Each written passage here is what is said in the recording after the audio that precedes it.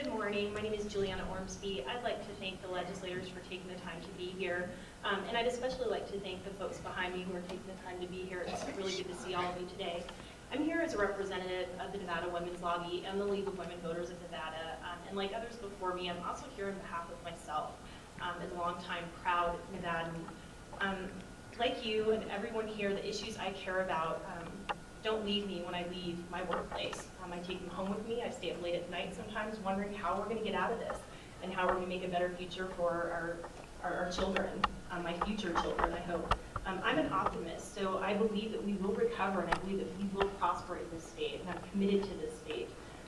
But we will continue to face adversity if we don't commit to an open, honest discussion on the state of our state, specifically our inadequate tax structure. You've heard some good ideas today in other town hall meetings, budget hearings, and from your constituents.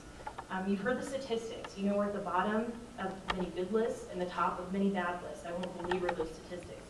We cannot pit critical programs and issues against each other. I think the fundamental question I ask myself, and I think we must ask each other, is what do we want our state to look like?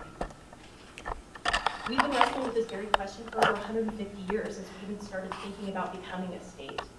We desperately need a forward-thinking plan that brings short-term relief and long-term stability to our state. So I thank you again for being here, and thank you for considering all of the great ideas you're hearing. Thank you. Thank you. The next person we have is Stephen Metzger, number 46 already. Great. Somebody thinks we're moving. Great. Come on down, Steve. And Chuck Wilkerson, you're going to come up with him. You're the next person on the list, 47. My name is Steve Metzger. I live here in Reno. I'm a member of People First of Nevada. The budget cuts have affected my friends. My friend Emily, the little brother, lost all his funding that paid for his speech therapy, tutoring, and music therapy. The budget cuts are for people with disabilities. It's okay with me to raise my taxes. Thank you very much, Steve. Number 47 is Chuck Wilkerson. Good morning. For the record, my name is Chuck Wilkerson, and I'm speaking to a couple of veterans issues. You know, 33% of male homelessness are military veterans. 89% of the homeless veterans received an honorable discharge. They did their deal. They answered to Nathan's call. They did what they were told to do. Some come home with everything, some come home without everything. They need some help now. The National Coalition of Homeless Veterans estimates that there are 4,715 homeless veterans in Nevada. 76% of the homeless veterans experience alcohol, drug, and mental health issues, and they don't know why. There's 278,862 male veterans, 21,156 female veterans. In Nevada, the total veterans population is 300,018. Outreach to veterans' families need to be increased. Spouses need to know what to expect from their returning veterans. Spouses need to know who to call for assistance to veterans on a 24-hour basis. Veterans that return without arms, legs require a longer term of assistance in their home. They require counseling before they start the long, lonely path to homelessness. Increased specialty care, polytrauma centers, PTSD, Crane, TBI, vision, prosthetics, spinal cord injury, aging, women's health, rehab care are underfunded. Fulfilling a sacred trust with our veterans is a must.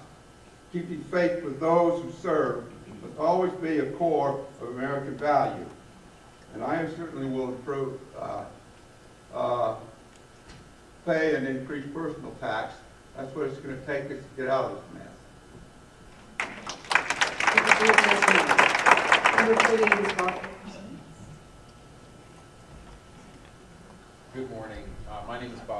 First, I want to start off by thanking each and every one of you, and also the staff that's here on a Saturday, and everybody in the audience for taking time out to help come to some solutions about our state's crisis.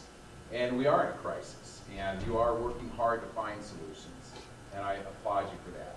However, there's some who are just saying no. No is not a solution. No is defeatist. No is going to lead to the ruination of our state. There's some saying just cut. That's a solution. Well, what are we going to cut? Are we going to cut Medicaid? We're already 51st in the nation for that. Are we going to cut state government spending? Some say that's bloated. Well, the research shows that we're already 50th in the nation on that, so we can't cut that. Are we going to cut education? No, we're 47th on that.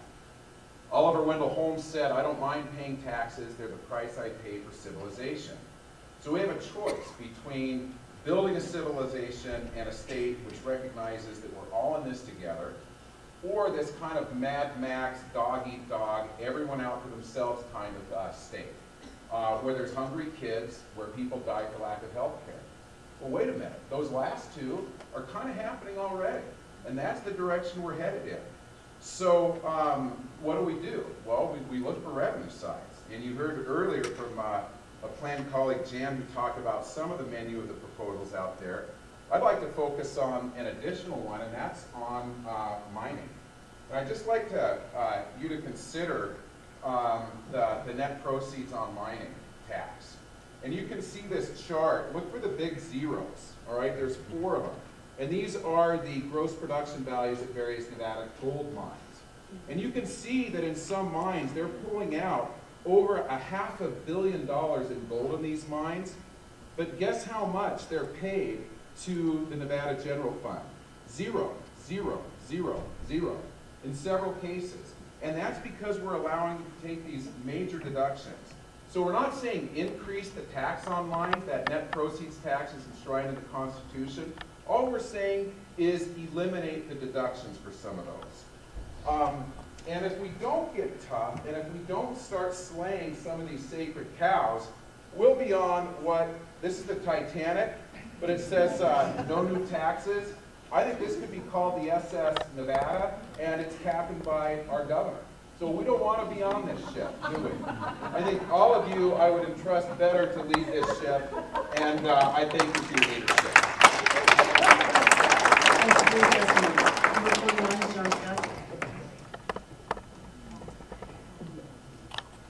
Morning, and thank all of you for putting in some more long hours.